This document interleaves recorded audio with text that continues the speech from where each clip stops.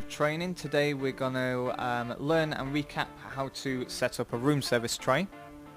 So we start off with a clean black tray and we add one of the paper covers over the top, and then one of the room service napkins that we learnt how to fold earlier on, with some polished cutlery. The cutlery depends on what's been ordered on the room service. It should always be a knife and fork, spoon if it's dessert.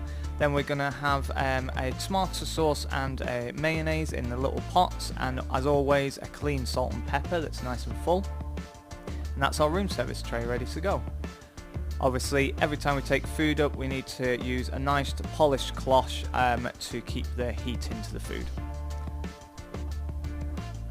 Now we're going to cover how to serve tea in the bar and restaurant area.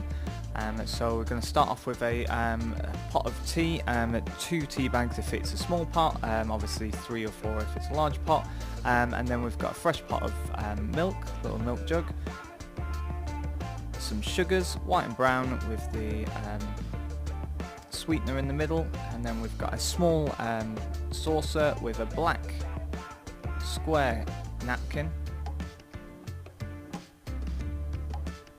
small teacup, teaspoon, and we're also going to put a biscuit on there as well. Not them biscuits, we should be using the nice farmhouse biscuits as soon as they're in stock.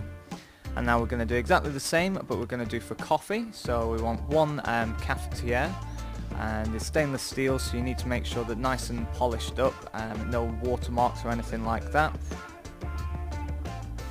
And again we're going to go, but this time with the saucer being a larger saucer and a larger cappuccino cup instead this time, still with the teaspoon and the jug of milk and the sugars. And this time we're going with the little amaretti biscuits, and for the tea and for the coffee 1 biscuit each now is the standard. That's how I want it presented to the guests.